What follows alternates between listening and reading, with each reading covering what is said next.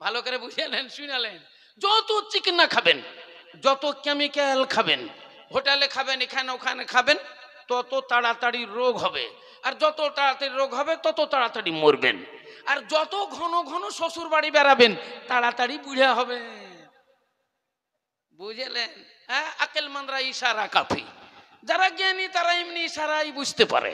তো সেই হিসাবে আপনাকে সব সময় সেলফ কন্ট্রোল, নিজকে কন্ট্রোল করে চলতে হবে। তাহলে আপনি সব দিক দিয়ে ঠিক থাকবেন।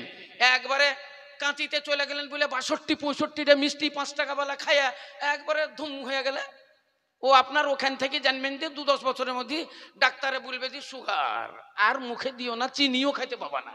তখন আপনি চা খাবেন তো বলবেন যে বিনা চিনি, বিনা চিনি চা খাওয়া হয় গো। আল্লাহু আকবার, কেমন করে যে খাই আমি অবাক হয়ে যাই।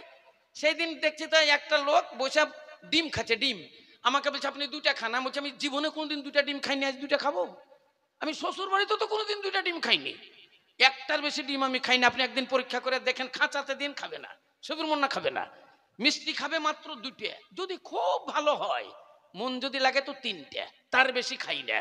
তো এখন পর্যন্ত খাইয়ে যাচ্ছি, কি আমার মরণ পর্যন্ত ইনশাল্লাহ খাইয়ে যাবো, আমার মনের বাসনা। মাংস খাবো 3 পিস, পেয়েছি বলে এতটি খাবো তা না। কম খোর লতিফ খোর, কম খাও, ভালো খাও, পবিত্র খাও, পাক খাও, দেখবেন অনেকদিন টিকবেন। তো বলার উদ্দেশ্য হলো, এ দুনিয়া খুব মস্ত বড়, এ দুনিয়া খুব সুন্দর,